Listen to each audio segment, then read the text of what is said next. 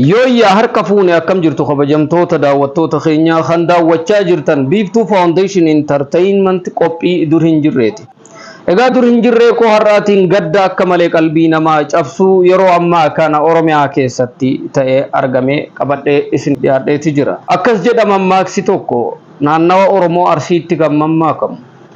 Re'een dhiirsa fagoo hin barbaaddu ufuma ishiitii ufitti dhaltii jedhu.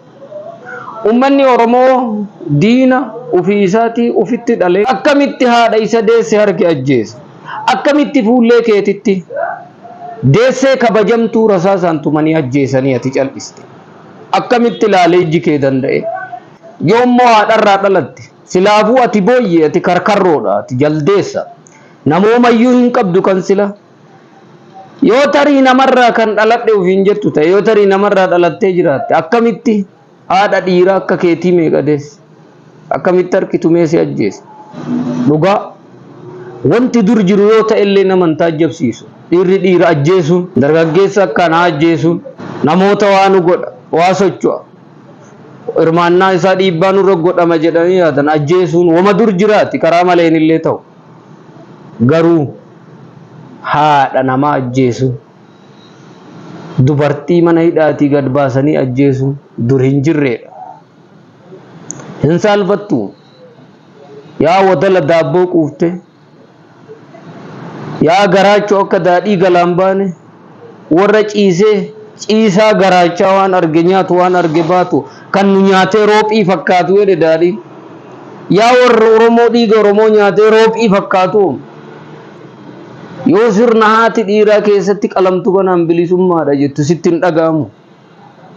Maal sitti fakkaata yoo haadha dhiiraa haadha ta'eetii barta mana hidhaatii gabbaasanii ajjeesan sun safuun hin eeggatamu, hin hidhamu. Haati namaa ajjeefamuu miti, reebamuu hin qabdu bara.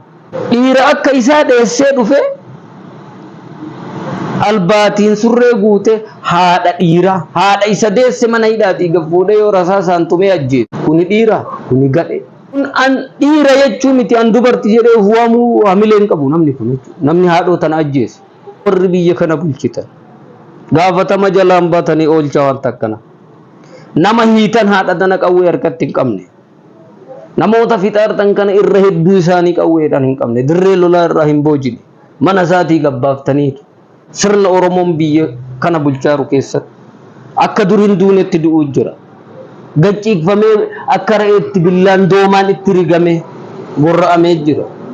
Gogaan irraa baafamee jira sirna kana keessatti. Otoo Oromoon biyya bulchuu Walloo keessatti gogaan irraa baafameera, ilma namaa jira. Ijoollee makalaakaa miilan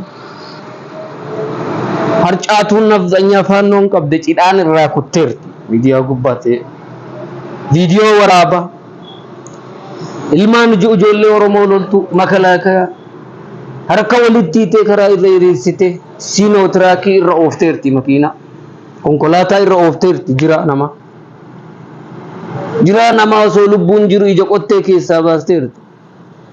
Jira osoo lubbuun jiru ibiddaan gubaniiran osoo Oromoon biyya kana bulchu. Haadha ulfa ji'a 8 wajjin ibiddaan gubamteerti osoo Oromoon biyya kana bulchu. Lakkaa yaa ilmaan Oromoo, lakkaa ilmaan Oromoo biyya kana bulchaa jirta. Kun siyaasa miti. Warri kanaaf harcaatuun gadheen kosii guurtu kan kanaaf qubanatti akeektu jiraachuu malti. Ollaa kiyya bitaaf mirga kiyya yartuudha sun an guyyaa kiyya du'a bakka feetetti najjeesuu dandeesse, bakka naa dhuftetti du'a guyyaa Rabbi naa qoode jechuudha. Lakkaa ilmaan Oromoo, lakkaa gocha kanan raawwatina. Gamaa gamana kan jirta yaa loltu, kaayyoof loltu, isa garaaf loltu hundi keetu eegaa nama ajjeesuun kee nafini du'a safuu qabu nama ajjeese, nama ajjeesuu qabdu ajjeese.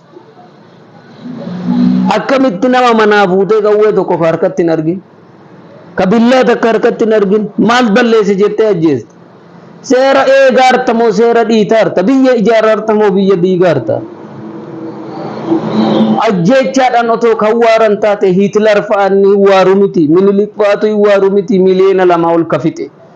Akkamitti yaadda yaa ilmaan Oromoo? Harka haadha teetirraa si nyaachistee si guddistee galaafatta.